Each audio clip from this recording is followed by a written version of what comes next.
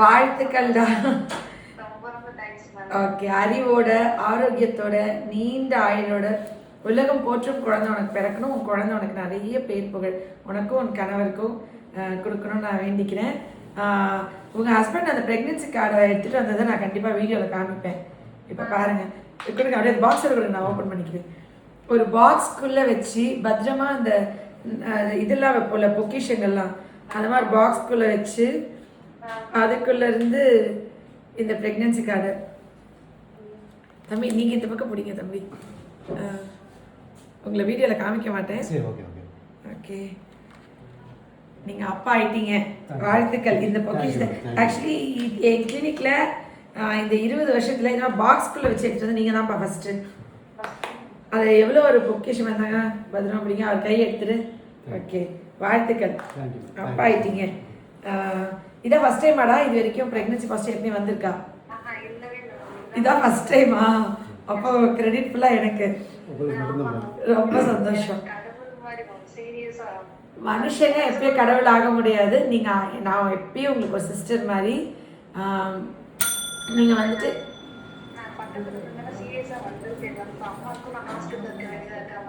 இல்லை ட்ராவல் பண்ண வேணாண்டா. நான் வந்துட்டு என்ன சொல்கிறேன்னா, இன்னைக்கு வந்து சுமங்கலி பூஜை, வரலட்சுமி நோன்பு. இந்த நாளில் நீ எனக்கு ஒரு கிஃப்ட் கொடுத்துருக்க. நீ தீர்க்க சுமங்கலியாக இருக்கணும். இல்லைடா, எனக்கு இது பயங்கர ஹாப்பி. நீ தீர்க்க சுமங்கலியாக இருக்கணும். உன்னோட ஹஸ்பண்ட் 100 வயசுக்கு நல்லா ஹெல்த்தியாக இருக்கணும். உங்கள் குழந்தைங்களோட நீங்கள் 3 பேரும் ரொம்ப ஹாப்பியாக இருக்கணும். நீ 2 குழந்தைல 3 குழந்தை கூட பெற்றுக்கோ. பட் இந்த பேபி வந்து ரொம்ப ஸ்பெஷல். அனுபவிச்சு குழந்தை பெற்றுக்கோ. என்னடா? ஆக்சுவலி நான் வந்து வீடியோ வந்துட்டு எப்பவுமே பேசிட்டு அப்போ தான் வீடியோ ஸ்டார்ட் பண்ணுவோம். ஆனால் பேச ஆரம்பிக்கும் போதே இன்னைக்கு ஜூனியர் டாக்டர் வந்து ஒரு சர்ப்ரைஸாக வீடியோ ஸ்டார்ட் பண்ணிட்டாங்க. நல்ல விஷயம் தான், ஒன்றும் இல்லை. நீங்கள் ஏதாவது சொல்லணும்னு நினைக்கிறீங்களா இந்த நல்ல நாளுக்கு? நம்பிக்கையே இல்லை நம்ம. அதாவது ஆனா உங்க மேல எனக்கு ரொம்ப நம்பிக்கை இருந்துச்சு. நம்ம அவ்வளவு சொன்னேன், கண்டிப்பா ஆசனம் டேப்லெட் எடுத்துருக்கோம், நின்றும் நினைச்சிட்டே இருந்தேன்.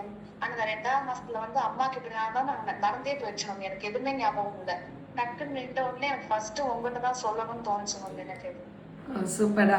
ஸ்கேன்லேயும் குழந்தை துடிப்புலாம் நல்லா இருக்குன்னு சொல்லியிருக்காங்க. ரொம்ப ஹாப்பி. நீங்கள் வந்துட்டு இது 10 மந்த்ஸ்மே நீங்கள் என்னென்ன சாப்பிடணும், சாப்பிடக்கூடாது, எப்படி இருக்கணும் எல்லாமே உங்களுக்கு ஆடியோ வீடியோஸ் எல்லாமே அனுப்பிச்சுட்றேன்.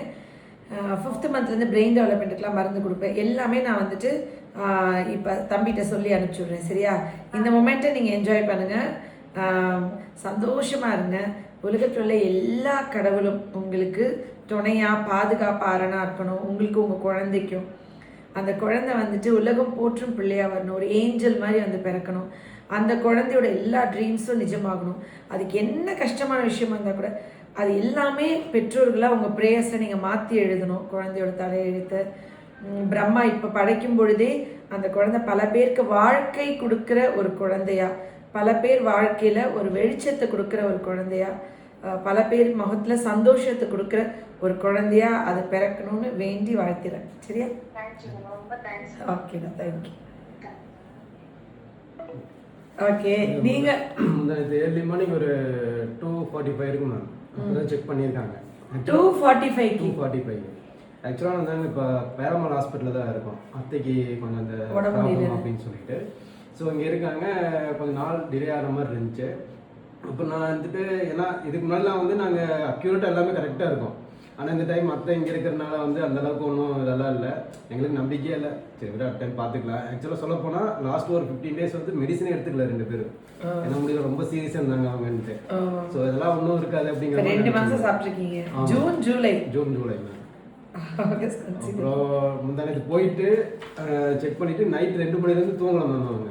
ஓகே, அப்புறம் மார்னிங் எழுந்திரிச்சதுக்கப்புறம் அங்கே கிட்டு வாங்கிட்டு வீட்டுக்கு வாங்க அப்படின்னாங்க. சரின்னு கிட்டு வாங்கிட்டு வீட்டுக்கு போகிறேன். அதுக்கு முன்னாடியே கிட்டு இருந்து செக் பண்ணி வச்சுட்டாங்க எல்லாம். நான் எனக்கு சர்ப்ரைஸாக கொடுக்கணுன்றதுக்காக போய் பார்த்தோன்னா ஹேர் பின் 3 ஹேர் பின்னு, 2 பெருசு 1 சிறுசு. அதை வந்து 3 ஹேர் பின், 2 பெரிய ஹேர் பின், 1 சின்ன ஹேர் பின். எல்லாம் சேஃப்டி பின் வைப்பாங்க. ஆனால் ஹேர் பின் எனக்கு கெஸ் பண்ண முடியல மேம். ஏன் எல்லாத்தையும் களைச்சி போட்டிருக்க அப்படின்னு சொல்லிட்டு எடுக்கிறவன் இந்த கிட்ட இருந்துச்சு. பார்த்துமே சாக்கு மேம். அப்படியே அதை சொல்ல முடியல, புல்லரிக்குது உடம்பு. இது யார் இது, நம்மளை தானே காட்டுவேன் அப்படின்னாங்க. ஐயோ என்னால் தாங்க முடியல மேம். இருந்தாலும் ஒரு மைண்ட் டவுட் இருந்துக்கிட்டே இருந்துச்சு. சரி ஹாஸ்பிட்டலில் தான் இருக்கோம், ஒரு செக் பண்ணிக்கலான்ட்டு. அப்புறம் நேற்று போய் பார்த்தப்போ வந்து அவங்கெல்லாம் டெஸ்ட் பண்ணி பார்த்துட்டு கரெக்டாக தான் இருக்குது. 3ஆம் தேதி வர சொல்லியிருக்காங்க மேம், ஹார்ட் பீட் எப்படி இருக்குன்னு பார்க்கலாம்னு சொல்லிட்டு. சரி ஓகே, நீங்கள் உடனே போய் ஆசா மேம் நேரில் பார்த்து உங்களுக்கு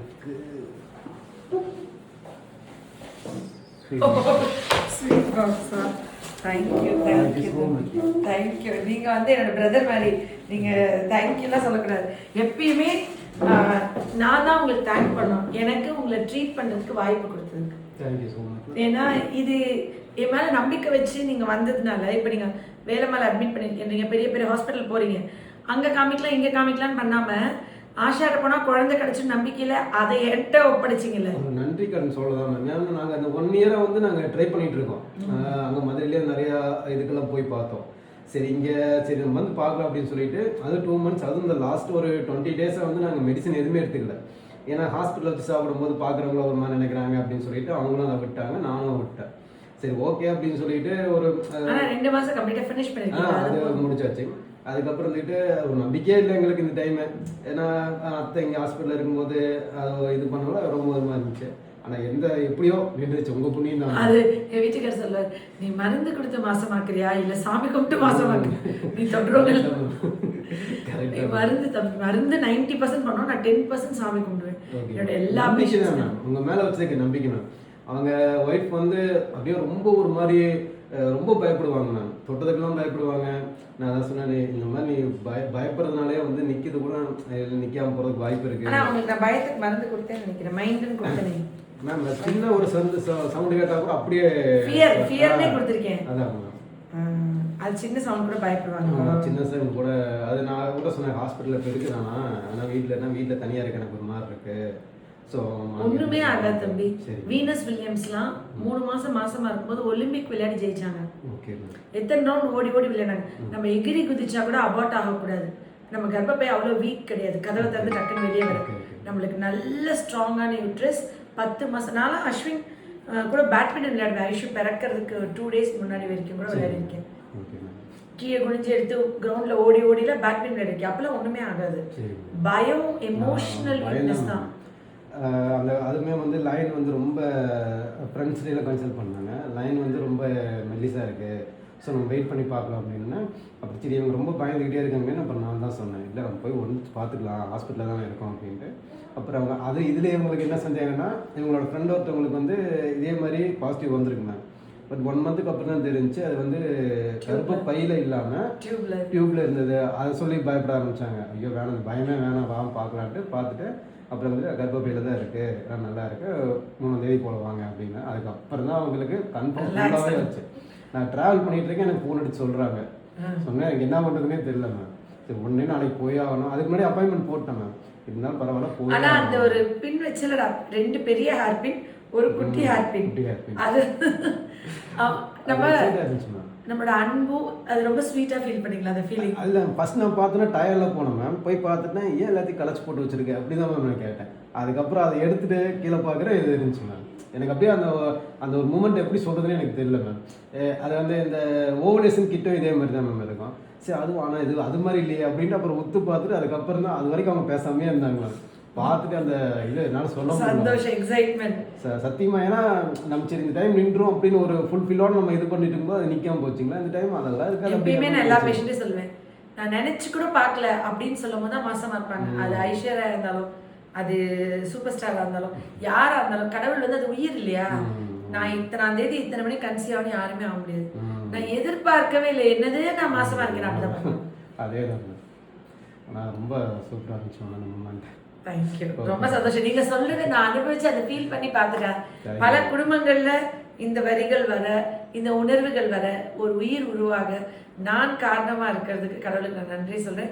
இந்த 2 lines குவீன்ன்ற அந்த வார்த்தை வந்து நிஜமாவே ஒவ்வொரு வீடியோவில் நான் சொல்றேன், அதுக்கு என்னை தகுதியாக்கிக்கணும், இவ்வளோ பெரிய பட்டத்தை கொடுத்துட்டாங்களே, அதுக்கு நான் டிசர்விங் ஆகணும். இந்த மாதிரி ப்ரெக்னன்சி பாசிட்டிவ் கார்டு வரும்போதெல்லாம் ஓகே, அது வந்து கடவுள் எனக்கு கொடுத்த ஒரு ஆசீர்வாதம் நான் நம்புறேன். Love you all. நன்றி. சூப்பர், ரொம்ப